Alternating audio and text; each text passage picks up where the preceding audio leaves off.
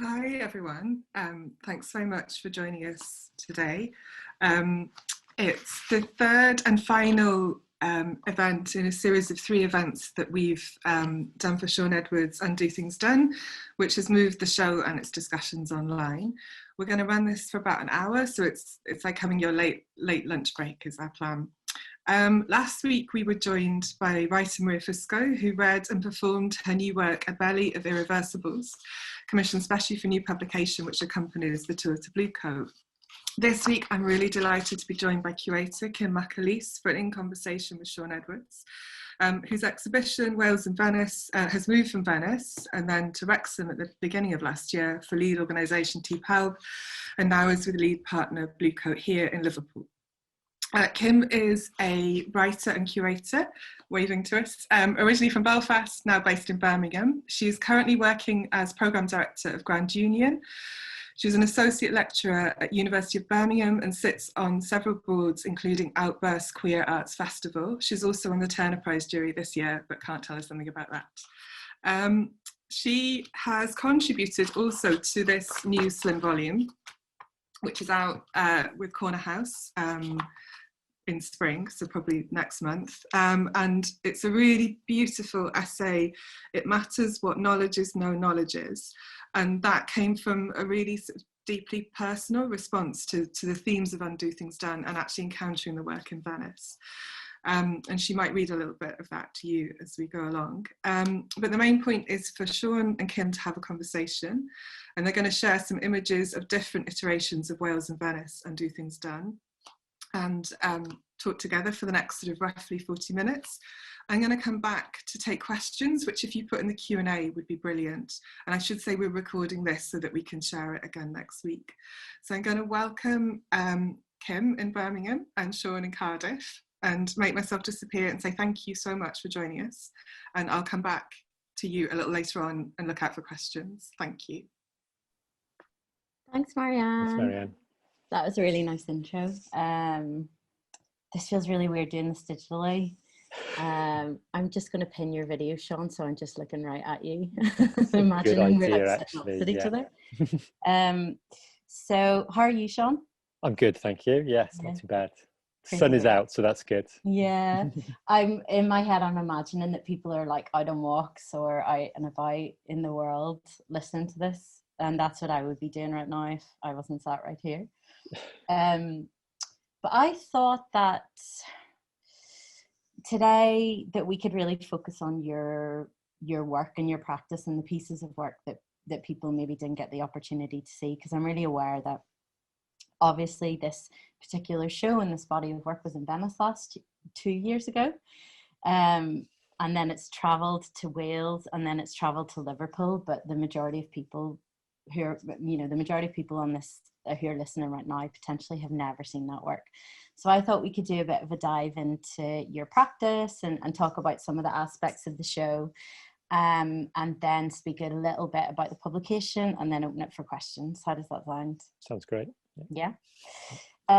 So I was really fortunate. I was able to travel and visit the show in 2019, and when you invited me to write a response for the show coming to Liverpool, I was instantly transported back to that moment whenever I encountered it and I saw it in Venice. And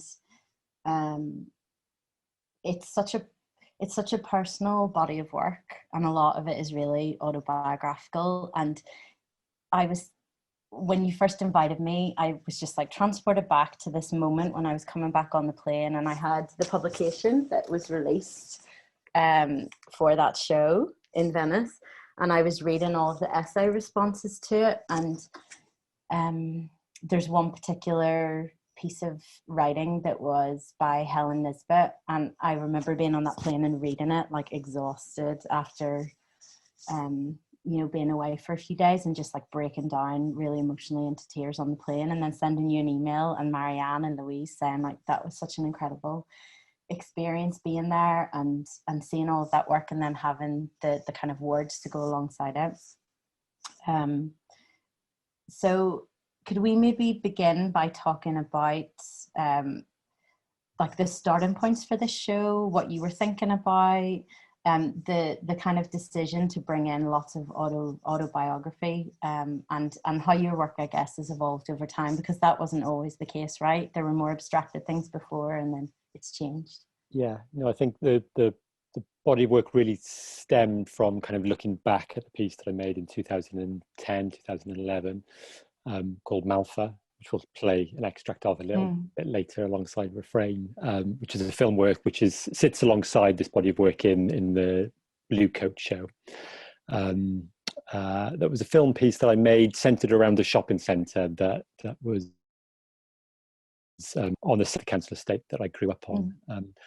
And it was scheduled to be demolished. It was kind of this, kind of aspirational kind of piece of civic kind of architecture, this attempt to kind of put everything into this kind of one shopping precinct for this community, but almost immediately failed. It had space for around kind of 30 shopping units, but I think at any one time only, maximum of 7 or 8 had ever been opened. So we kind of, as always, kind of operated on the space of kind of dilapidation in some ways. And it was scheduled to be demolished in around 2010, 2011. So, which wasn't the first time this had come up, but it came up at a point where I had started to think about the building as an object that kind of resonated with some of the sculptural objects that were abstracted kind of sculptural objects that I was making at that time. These kind of small scale sculptures that if you kind of, were to kind of Google, my back catalogue of the things that are probably mostly come up, kind of prior to Venice.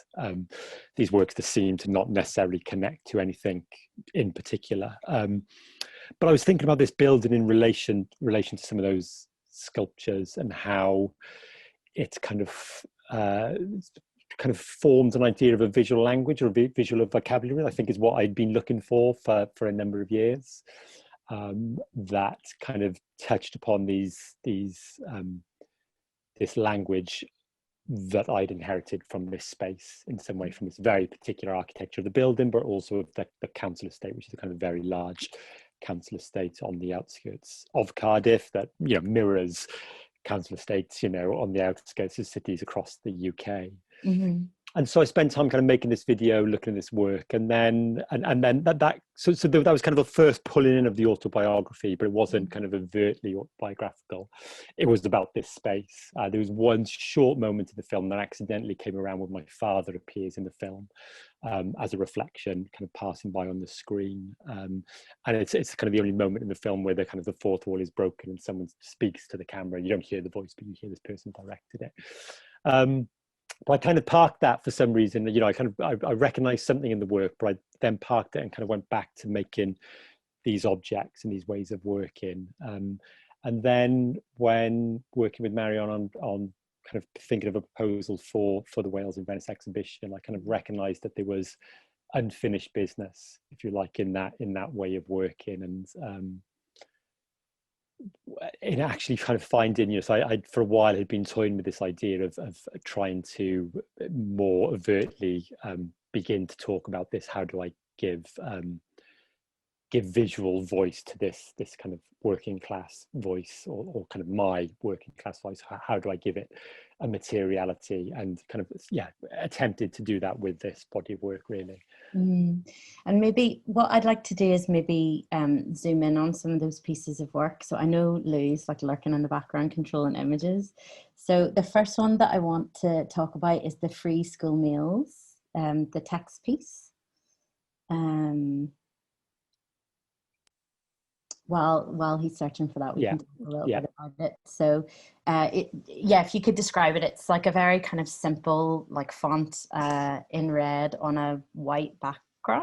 No, so it's no. The image is completely grayscale, so it's white font on black box with a red frame. The red frame. There we go. That's it. Everything reminders the red though. And says free school dinners, but the work is called free school meals. So could you talk a little bit about that for us? Yeah, this was actually the last work. I travelled with this. We can say it now because the show is over. I travelled with this in my suitcase when I came for the opening week. So it was it was a work that was brought in the kind of final parts, and it's a piece of text that sat with me for a long time in the studio, and kind of responds to that idea. So I received free school dinners as a child, growing up, kind of throughout my kind of school life. And I for a while have been thinking about that as well, you know, as a phrase, it kind of has lots of functions. It's used as a way very easily to be able to kind of get an idea of maybe what type of area that a school catchment sits within. So if you know a school sits in an area where, you know, 70% of the children are in receipt of free school dinners, you get an idea of what type of place that school is in and how it's claimed. So it has this kind of, you know, kind of political, geographical, social function as a kind of a marker in that ways. And the school I attended, kind of going to primary school, was one of those schools. It was on the council estate, so, you know, kind of more than kind of 60%, I think, of the children receive free school dinners. But the Catholicism of my family, of my mother, that we'll probably come to in a bit, meant that actually we ended up going to a school off the estate, and a kind of more middle class area of Cardiff. And so suddenly I went from this kind of junior school environment of all of these kids receiving free school dinners to this place where there was a handful of us, and having to do that, you know, anyone that received it, you know, in those times will remember the kind of queuing up to get your dinner ticket, and kind of beginning to recognize a kind of shame around that, you know, at the time, and the kind of stigma of that. And so I think more recently, and as I say, it's been kind of work that's been kind of stuck up in the studio, and as a piece of text is kind of translated from a number of studios. And I was working on a show in 2017 that I thought might have been called Free School Dinners, but the gallery closed down, so we never made that show. And so I parked it, but I kind of thought about revisiting it in relation to the Venice show and the Venice work, and attempt to kind of reclaim that, you know, almost as a badge, and kind of pridely claim it, but also kind of stick it out in the show. And where it sat in the show, it sat in between kind of two spaces. So you had the church space, the kind of grand church space, of former deconsecrated church, and then as you moved through into what is schoolrooms in the Venice space, so normal times of the year they are a school, in this kind of small little in-between corridor, that work was just kind of positioned quite kind of informally and on a wall where you might have only seen it as you left the building rather than when you kind of moved into the show.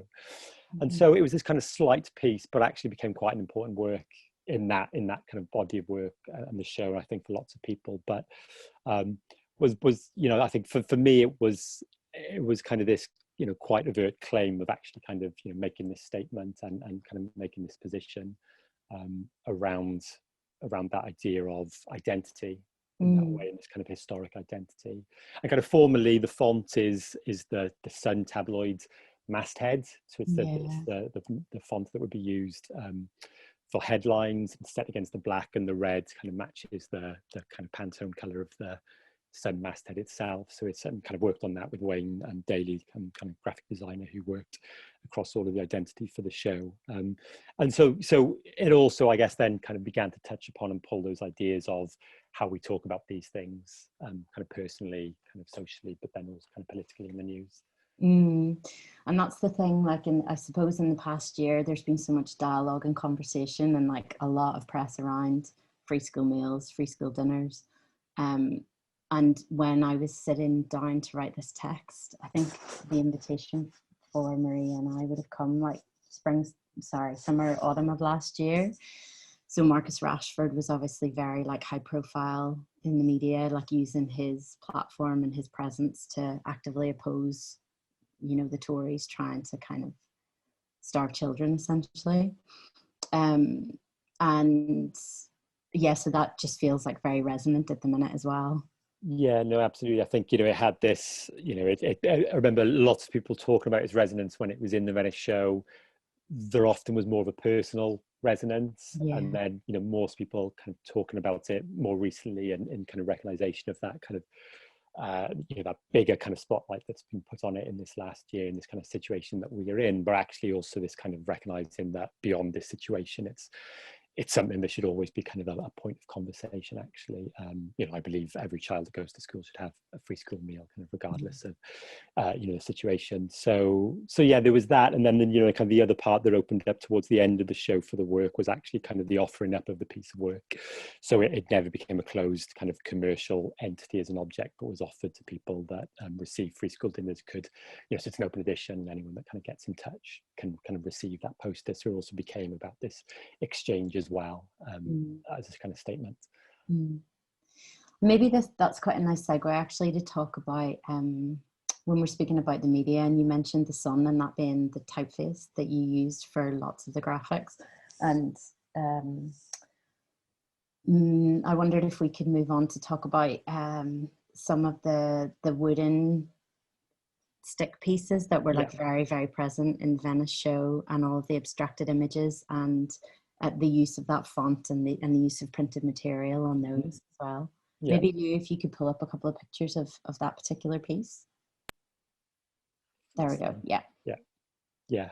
So I mean, this is work called, Marianne, I'll correct me if I'm wrong now, in parallel with the past, parts 1 to 4. I changed the title so many times in the last minute. I'm pretty sure that's what we ended up calling it. And yeah, it's kind of formal arrangement of these single kind of sculptural components, although they're not singular, they're actually doubled. So every stick, every kind of part of the sculpture has an exact copy of it. You can see it in this kind of panned out shot, how on the left of the screen the kind of looping curves repeat kind of about a meter from each other, and there's this kind of repetition that occurs kind of through the work. And the idea of repetition, kind of fragmentation and repetition, runs kind of throughout all of the works in the show. But they all, each of them, have these this kind of process of printing directly onto kind of the MDF. So they're made from laminated MDF pieces, ranging from kind of 3 pieces of MDF to kind of 6 or 9 pieces, to allow the kind of bending and the curves, and the edges of the MDF are either spray paint or hand drawn with pencil, and the faces of them have these images printed on them that come from different sources. So there's kind of my own personal archival imagery, kind of family photographs, kind of, you know, pieces of text and writing kind of from family things. There's, you know, this fragmentation of the free school dinners here is actually the original free school dinners as it was in my studio before kind of working with Wayne on set in it. So this is actually just typeset in kind of Helvetica. There's elements actually from a Manchester United 1991 away kit, which was the kind of one gift that I can remember my father buying me. But interestingly enough, kind of last autumn, Adidas released an edition of it, like a reimagining of it. Which one was that? What colour? It's like a blue-white kind of tie-dye, and Rashford was photographed, so he modelled it. Oh, I think I know the one, yeah. Beautiful. So I bought that for my son in this kind of strange mirroring of time, you know, and he hates football like I did in the 90s. So there was this kind of mirror of that. I couldn't get it sold out before I could get my own version of it. But you know, that's kind of on it. There's kind of newspaper imagery. So there's some kind of newspaper imagery kind of around Hurricane Higgins, Alex Higgins, the kind of Northern Irish snooker player that kind of struggled with alcoholism. There's extracts, you know, kind of from my dad's notebooks that are kind of you know, horse racing tips and things like that he would kind of write down, bet and slips, extracts from his personal independence payment, kind of surveys that was carried out just kind of before he died. And so there's all of these, and then kind of imagery that I've gone and made from kind of different areas, the Llanelli Council estate, but also kind of Ebervale, the kind of the South Welsh Valleys town where my father was from. And there's Catholic stuff in there as well, kind of things about mass and these different things, and dyslexia as well. And so, yeah, I guess for me it was and I thought this work, what the kind of the content of this work, I thought would be a film when we started working towards Venice. But as I began to work with it, I became really kind of interested in the physicality of the material, and also kind of recognized actually that I there's a kind of a something about the language, this kind of visual language that I'm talking about, wanting to try and find, is so much for me about the hand and that way of working, and it's always been the way that I've been able to kind of communicate. And so it felt quite important to actually, you know, find ways that when people looked at things, they saw things that had been made, you know, physically by hand through the show and this kind of intervention. And so through this kind of process of making these collages of all of these different images, pulling them all together, and then printing them onto these large sheets of MDF, and then ripping them up into very small slithers, and then shuffling them around, gluing them back together, and then kind of fragmenting them into space. I wanted to try and create this kind of film in time through space, where actually you as the viewer, and it kind of is something when I show Malfi, you might get a sense of that, but as you kind of move through this space, these elements crisscross, and the collage kind of comes together, and these fragmentary moments kind of, you know, yeah, come together through the experience of viewing them, and in some way try and kind of through that create some sort of version of this kind of maybe fragmentary experience of class and kind of working class, and this kind of migratory thing that maybe is kind of surrounds kind of working class identity in some ways. You know, both paternal and maternal sides of my family had this kind of migratory experience from one place or another, that it was quite an important part of what then led on to the rest of this story. And so, yeah, trying to think about that, what happens when these stories are ruptured in some way. And it's interesting you talk about the maternal and the paternal, because the thing that really stayed with me from that body of work was the audio piece, Refrain, which I think we should play some of that so people can hear it. It's such a... It was interesting to hear Maria like read her writing last week, because she obviously had like a very visceral response to Lily, and I felt like I had a very visceral response to Lily, who is your mother. And so could you tell us a little bit about Refrain, which was, I feel like that was like a really key element in like filling the space whenever you would walk in. Yeah, so it was the first element of the show, really. You know, it's what came, and I think everything grew from that piece of work. And so for those that don't know, it's Refrain's a 20-minute play performed by my mother, Lily, every day for the duration of the Venice Biennale, so for 7 months. At 2:00 Venice time each day, she would perform from her council flat in Cardiff, a radio play that was kind of beamed into the space. And so I was interested in finding, you know, kind of just the work itself. I was interested in finding some sort of way of making this transformation of the exhibition at a certain point. So there was this moment, and again, coming down to things around the mass, and, you know, this kind of transformation that takes place in the mass, and this kind of lead up and this build to this, and so it became important that it wasn't this kind of audio work that just played on loop through the day, but actually was this kind of live moment that was made from fragmentary moments and these different voices. That's my mum, Lily, with Hadley, who was stage manager. Every performer needs a stage manager, so he was there every day supporting my mum with the kind of technical aspects. And also, you know, the kind of, so National Theatre Wales produced it, and so they kind of really looked after her like they would any other performer, you know, kind of looking after her voice and all of these things as well. Wow. And how did you, it. Sorry, how did you, what was that conversation like with her about, you know, because obviously she's your mother, you have this very strong bond. A lot of the, you know, it's her speaking, and whilst it's scripted, a lot of those words are her words, and it's broadcast live every day. So that's like a 7-month commitment, and it's very, maybe exposing isn't the right word, but it's being very vulnerable. What was that conversation like with her? Yeah, no, I remember the day I asked her, and I was kind of really nervous because we'd actually kind of vaguely started to talk about it as a proposal. I was like, I'm pretty sure she'll do it. And I was like, oh God, I hope she does it now.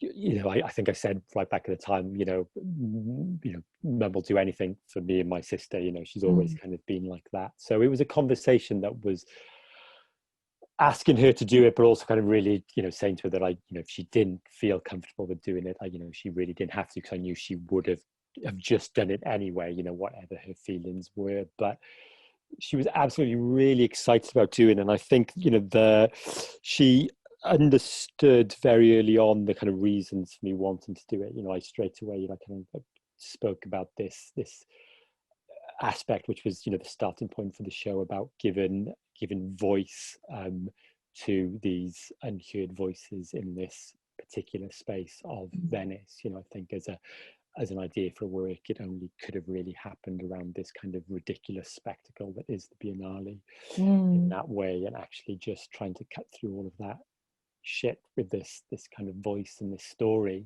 And so I spoke to her about that, and and we talked about the kind of the vulnerability, as you say, of that, and what it would mean for doing that, but also that idea of exposure. And I kind of spoke how I was also making some of the other works about myself within the show, to kind of tell her how it would be framed.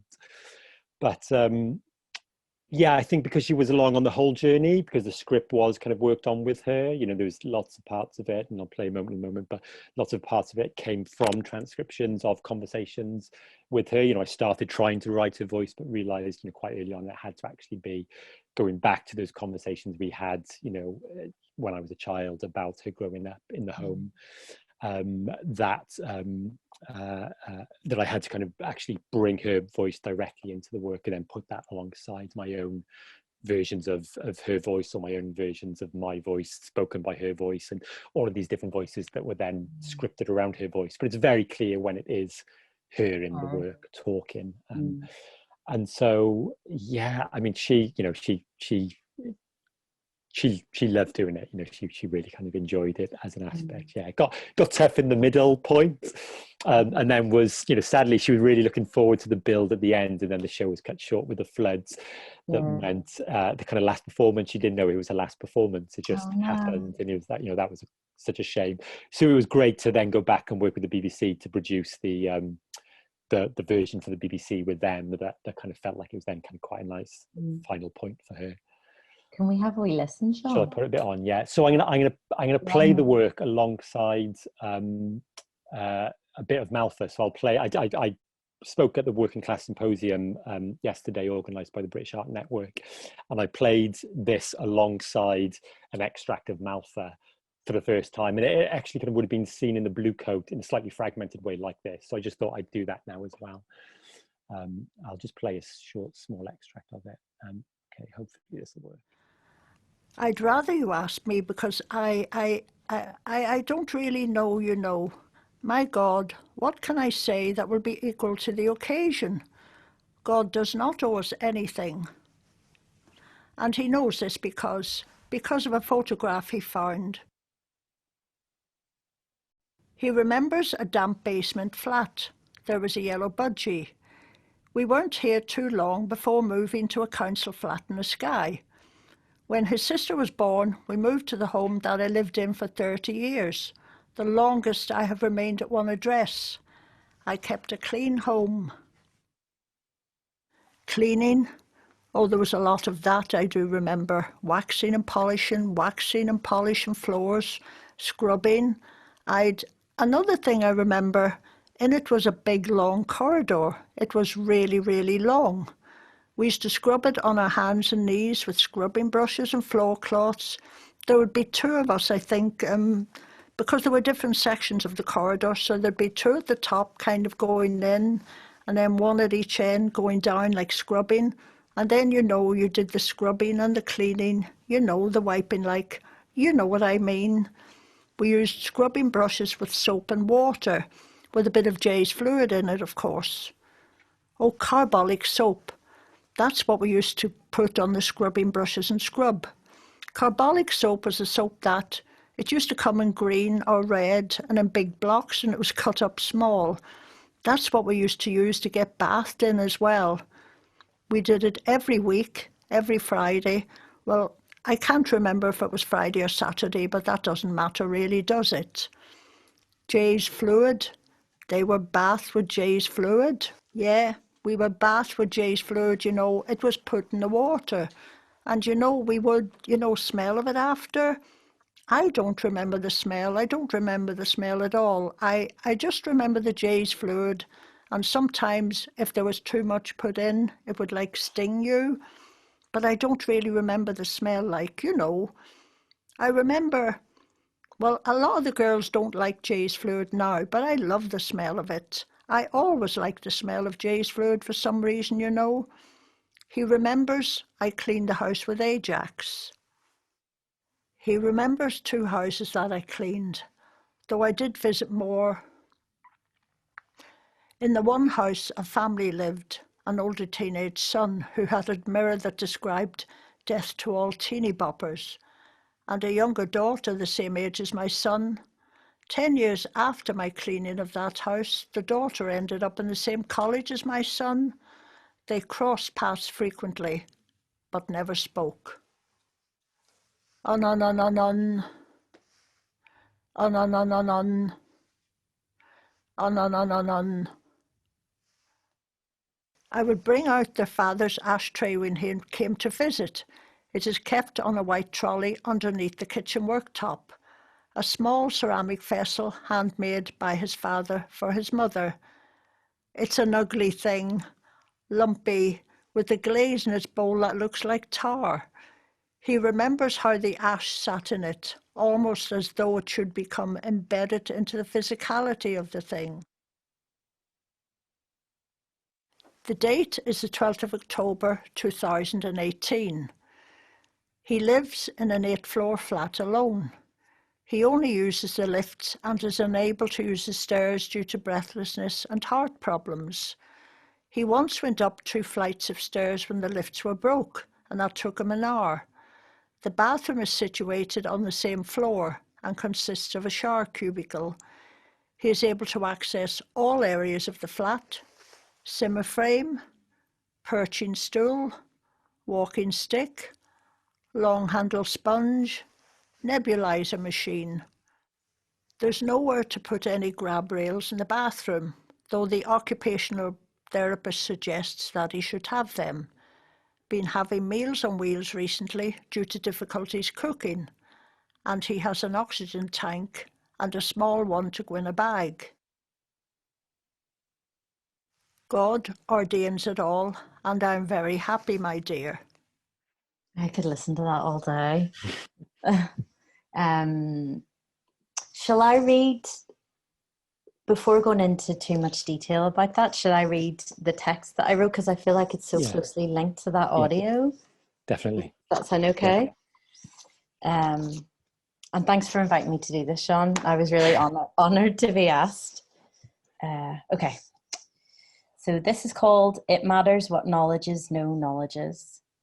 The last time that I saw Sean Edwards was by a Venetian canal in summer 2019. He was standing alone, hands in pockets, head bowed. I rushed up late after the crowds had left. It was outside of the Wales and Venice venue, 15 minutes after the launch had finished and people had dispersed. What I remember most was his stance, his quiet reserve, and that signature grey sweater, which now, come to think of it, I've never seen him out of. You're wearing that today. Always. We embraced, chatted, and I entered the space to see the show Undo Things Done, not expecting much. Sean is interested in capturing and translating what he calls a condition of not expecting much, a way of making do and getting by.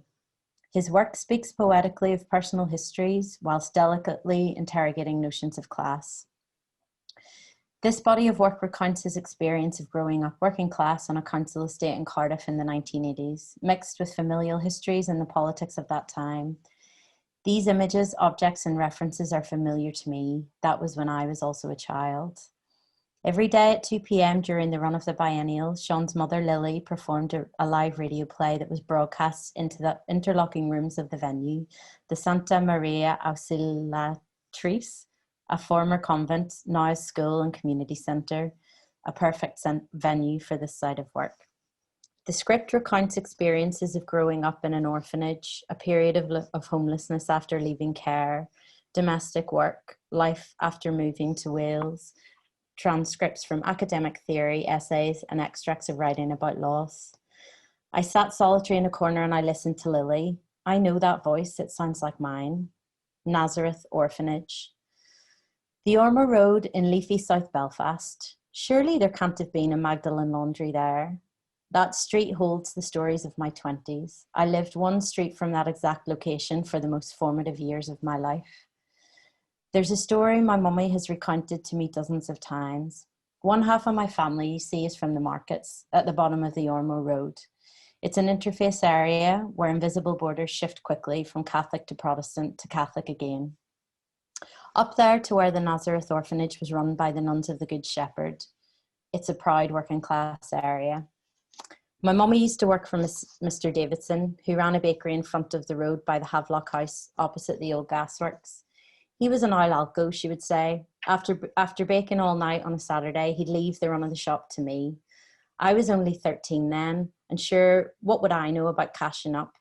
So I'd give away the cream buns to people coming into the shop every Saturday because they'd never last until a Monday morning. Her dad had a grocery shop around the corner on Delhi Street, right near the Ormeau Park. I asked her if she knew the place. Every Friday, the nuns who ran the laundry would come and ask for money around the markets to help with the running costs of the orphanage. My mummy used to bring her older toys, the good ones, to the laundry on a Sunday and played with the children in the home. My roots run deep on the Ormeau. And there's just a footnote that I want to read as well, because I was speaking to someone earlier this week about what a Magdalen laundry is, and they didn't know the reference. So when the Magdalen movement first took hold in the mid-18th century, the campaign was to put fallen women to work, and it was supported by Catholic and Protestant churches. Over the years, however, the Magdalen laundries, named after the big biblical figure Mary Magdalene, became primarily Catholic institutions, and the stints grew longer and longer. Women sent there were often charged with redeeming themselves through lace making, needlework, doing laundry. And this is really relevant at the moment because in October 2020, the Irish Parliament passed controversial legislation relating to the Mother and Baby Homes Commission archives, whereby they were due to release the official history of abuses within Ireland's system for the management of single mothers and their children. The report will now not be released in full, and this archive is partially sealed. So that piece obviously has a lot of resonance for me because of, I mean, it was interesting for me because through this invitation from you, Sean, it meant that I had a conversation with my mummy about like where she grew up, what her experience was. And the more I had this conversation with her, the more I realized that like I lived right next to that laundry for like 10 years pretty much. My mummy would have been, you know, in and out of there all the time. Like I wrote in that text, she would bring the toys up all the time. Or the nuns would come around where she was living and knock on the doors to kind of like raise money to go back into the running costs of like of that home. So that's why I was so honored that you asked me to do this, because when I heard that audio piece, Lily's voice just kind of, like you say, it cuts through all the bullshit of whatever was happening at the biennial at that time. And obviously the historical significance of that particular place where the exhibition was like mounted.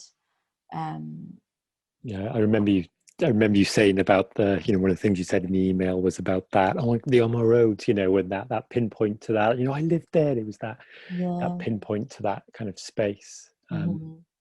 And yeah, I think, you know, that's the, you know, why the invitation was that kind of resonance with that particular space, I think, as well as all the other wider things that you brought to it. Yeah. And I know we're going to go to questions in like a minute or two. This is so deeply personal, and having your mother be like so very present and part of this work as well. And you know, the extract you just played for us, there was a mention of your father as well too. How important is it for you to kind of like foreground that history and that lived experience and that everything that was, I guess, your life from an early age, and it's a brave statement to kind of include that in all of your work, and it is very raw. So in the development of moving from like more abstracted sculpture into autobiographical, like how does that feel for you? It still feels awkward and strange, and I think, you know, one of the things I tried to say yesterday in the symposium was the kind of, I guess, the uncomfort that I still feel with doing that, but also the kind of anxiety around doing it, not in the kind of airing of that work or kind of publicly putting it out there, but I guess in how it's kind of taken on or how it's perceived, or kind of reasons why one might be doing it. I think I guess the reasons why I kind of felt the shift towards that type of work was just kind of you know, kind of recognizing about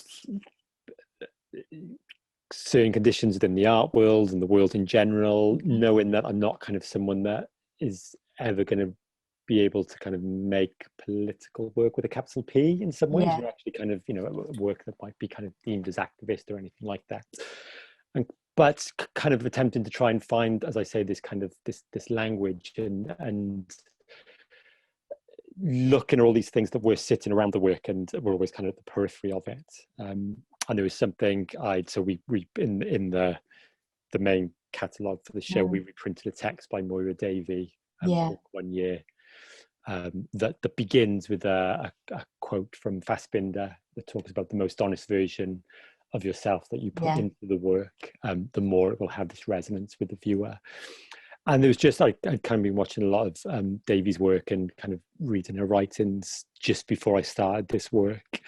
And so I think I began to see the kind of the bringing of the autobiographical, you know, this kind of, all of the things, you know, they're not kind of, you know, modernist abstracted sculptures, the older work. They were made from found objects, detritus, things that have resonance and carriers of things. And I often always speak about them as being vessels or carriers for ideas. And I think that idea of the kind of Catholic Mass and the, you know, the transformation of materiality and all of that, I always see those works in relation to that.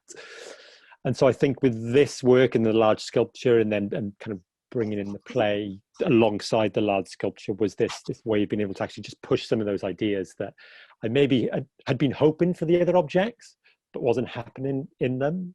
And to maybe just push that a little further. And I think just that line from Fassbinder, and then, you know, kind of looking at some other artists that were kind of dealing with kind of autobiography within the work, thinking about the kind of fragmentation of that and this interest that I have in kind of repetition and looping and all of those things, and then just really kind of like I do with anything, you know, other than refrain other than knowing it was going to be a play performed. I didn't know what any of the work in the show was going to look like until, you know, we shipped it to Venice, and even that large sculpture, you know, it was still a film work in my head, you know, the December before the show opened. You know, we were making it in this studio at that point to actually be a kind of something that was going to be filmed. The beginning of those kind of cutting out of these fragments, you know, it really became that object when we moved it into a different space and started to make it in there. And so I've drifted away from your question. I think that it was just about autobiography, but I guess like we're skirting around that and we've used autobiography, but what your work for me defiantly does, and very kind of plainly and directly does, is talk about class, and not just class, but working class, like being working class and like being a product of that. And I think that this body of work perhaps has done that in a more direct way than your previous bodies of work. And I know a lot of people connect with that. And I really don't feel like there's a lot of visual artists who are really being very upfront about that and talking about it. I had I have a million notes in my phone here that I wanted to talk about in relation to class and your work, but I guess we should go and we should hand over to Marianne to maybe field some questions, because we only have 10 minutes left. Hi, thank you both so much. I'm just popping up to read a question actually that has to do with class, actually from Thomas Williams, and then I'll go to one from Andrew Fisher and then see what else we can fit in. But Thomas Williams says, the working class culture of Venice isn't part of the Biennale experience for most visitors. And that, I think, was part of the power of seeing and hearing Sean's work there. Has your experience of Undo Things Done, Sean, been changed by it being shown in different spaces? Yeah, so how has that show changed as you've moved it from venue to venue? Yeah, I think it has changed. I mean, I think, you know, the relationship with the formal elements of making a show obviously has changed through the different spaces. I think I would have hoped for more changes and more kind of relationship with the kind of wider things of the community. And again, not in that way, I'm not an artist that's then going to go and work and engage with the community, because I can't, my brain doesn't function in that way. But you know, so for example, so in the Wrexham show, the Undo Things Done as a title for the show, and I know one of Kim's questions was going to be about the title, but that actually became a work in the show. I always saw it as being a work anyway. I always think of the title. I think of everything that sits around the exhibition making as being part of the exhibition. It's why a book is never a catalogue. It's a book that does the thing that Kim spoke about, where you take it home and you read it on the plane or on the train, and something else happens at that point, you know, to carry the show beyond the experience of just seeing the show. But for Wrexham, it became a large wall painted sign that took over most of the exhibition space. We lost the large sculpture in the floods. So formally I needed something large, but also the day of the site visit for Wrexham was the day after the 2019 election, and was the first time that Wrexham had voted for a Conservative councillor. And so there was this real sense on that site visit of just absolute despair, and suddenly, so that as a phrase for me in the Venice show had this completely kind of personal resonance. It was something my father had said to me once, and you know, it had these wider things, but the work always, and you know, it's always important to say that this, you know, I'm not speaking for working class. I'm attempting to do my own, you know, talk about my own experience, my own narrative. And so the word had, you know, the phrase had that very kind of personal thing.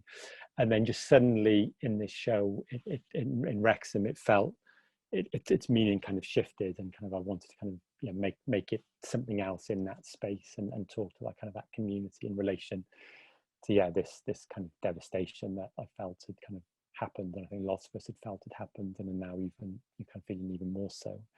And then I think, you know, with and then that show unfortunately got stopped short because of the kind of pandemic that happened in spring. And then the Bluecoat, you know, I couldn't go onto site to install the show. It was all done remotely, and it obviously kind of got caught short again. But you know, there was lots of conversations we had about the use of the sun mastheads, you know, in Liverpool, and you know, Kim talks about that in kind of beautifully in the text, and you know, the resonances of that, and what actually kind of the kind of meant kind of positioning that as a kind of as a formal element in the show in that space stage. And then there's also the kind of the Malfa film, when it was shown in Bluecoat, was actually shown in the space that has large open windows, and we kept the windows open.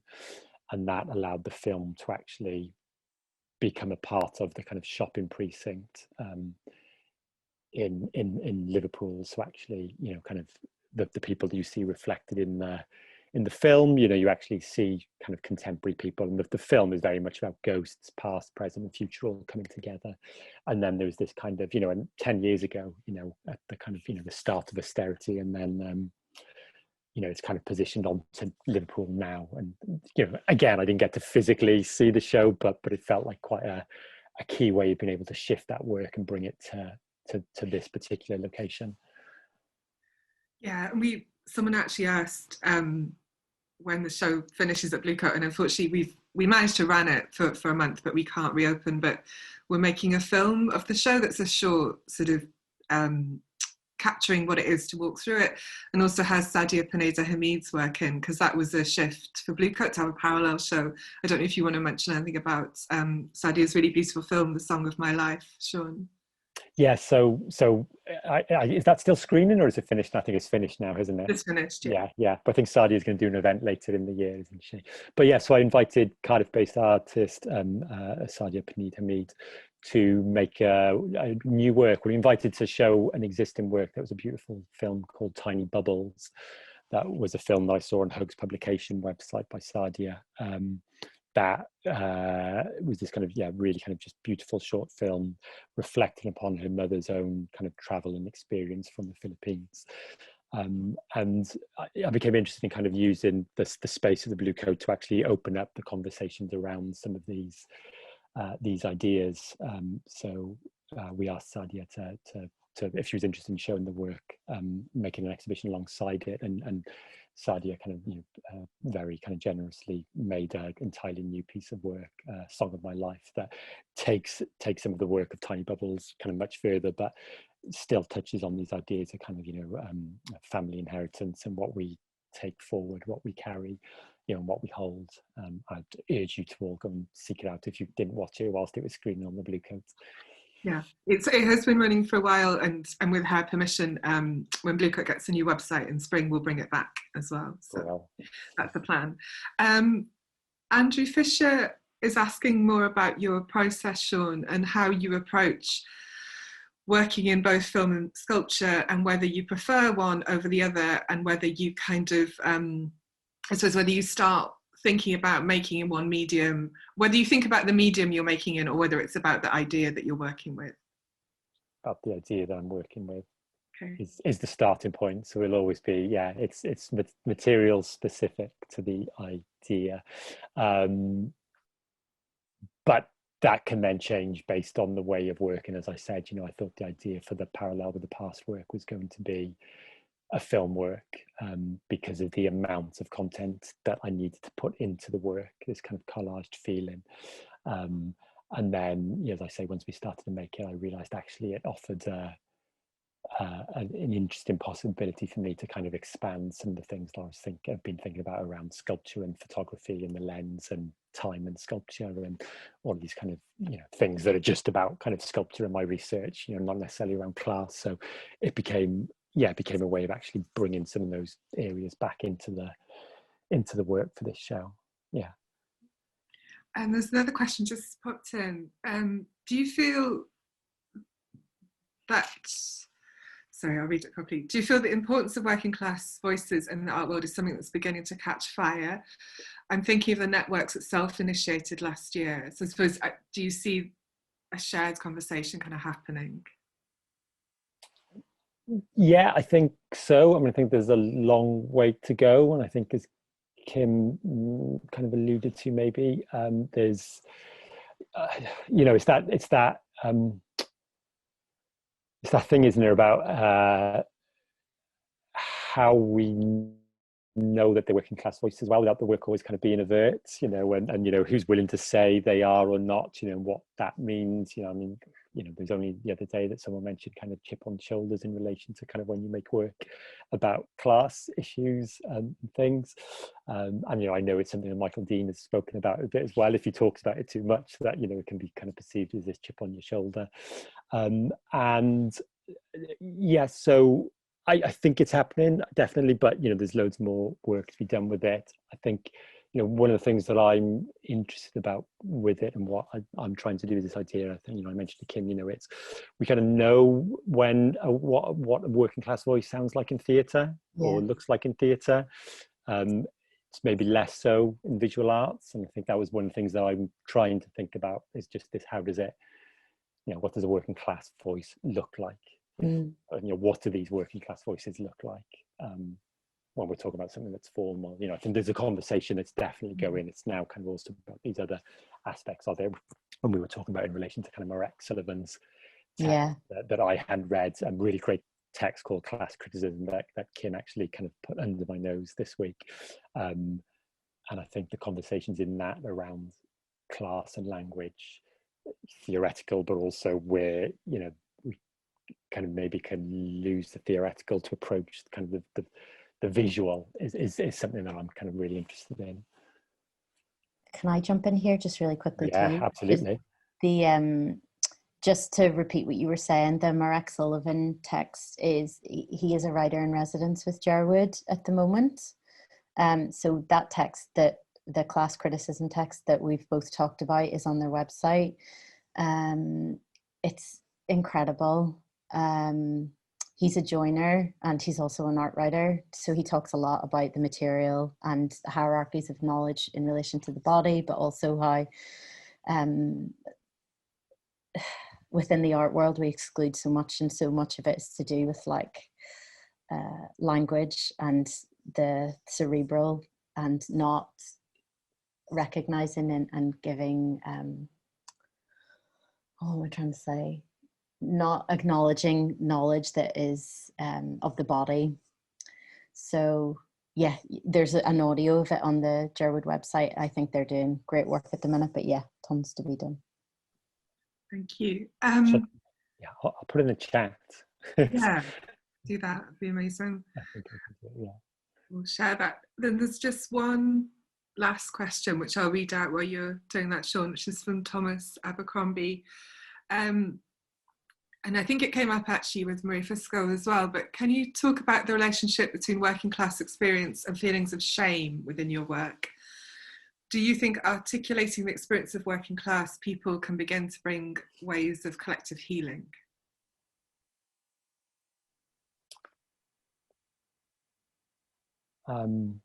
Yeah, healing that idea. That's the last question, isn't it? Yeah, I think it's about that. I think the thing with the free school dinners meal and that kind of reclaiming of that work was that kind of that,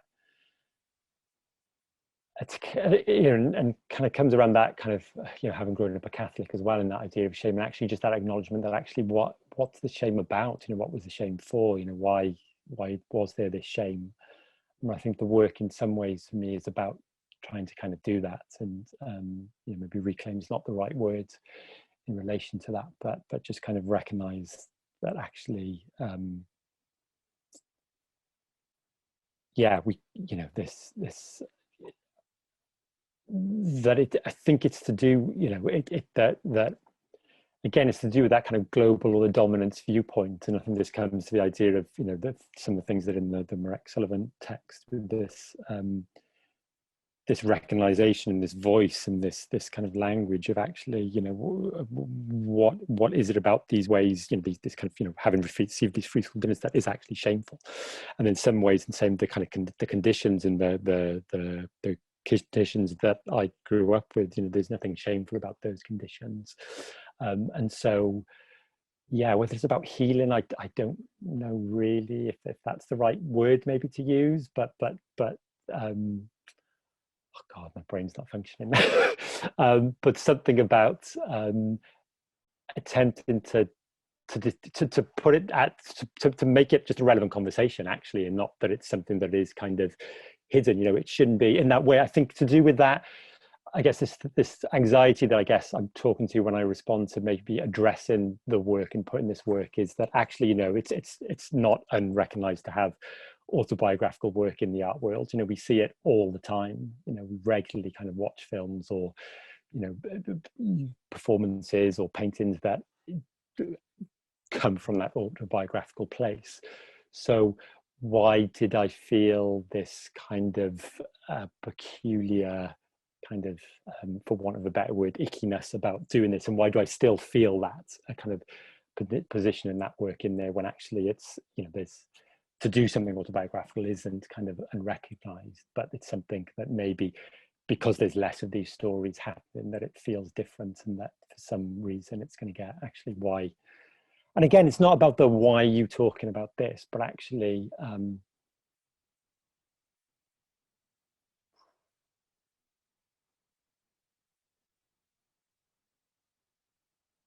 I don't know what, I don't know quite how to phrase it really. I kind of worry about naivety, but perceived naivety with kind of doing this work for some reason. Again, I think that's because it's, I don't know, it feels, kind of feels like it's something that's hidden away or something like that, like kind of a younger person talking about something, blurting something out when you shouldn't be, in that way. Yeah, kind of brash person at a dinner party or something. Stop me. That's the opposite of the undo things done experience. But anyway, but yeah, I know what you mean. Thank you so much, Kim and Sean. It's been really lovely sitting in on your chat, and I know that everyone is watching, and we can feel you with us like a seance. But thank you both. Kim's text and Maria Fusco's text will be out very soon. I said that I would wave it at the camera. There we go. In spring with Corner House Publications. We're going to release a film, a very short piece of documentary about the show that would have run for longer at Bluecoat, which also includes Sadia Pineda Hamid's beautiful film, The Song of My Life. And then we hope to bring and do things done to its final destination in Cardiff later in the year. But as all things, we're just replanning. So thank you very much. Thank you, everyone. And thank you, Kim. Can I also say that it was like a pure joy in the middle of my Friday last week to hear Maria read her text as well. I'm like a super fan, so it's just been, I've had chatting today to you two has been great, and having the pleasure of listening to her. So yeah, keep up the good work. That will Maria's and this will be out really soon. We're just going to edit and subtitle, so we'll be able to bring all the voices back together and listen at your leisure. But thank you so much, Kim and Sean. I will say goodbye, and everyone can get back on with the afternoon. But thank you.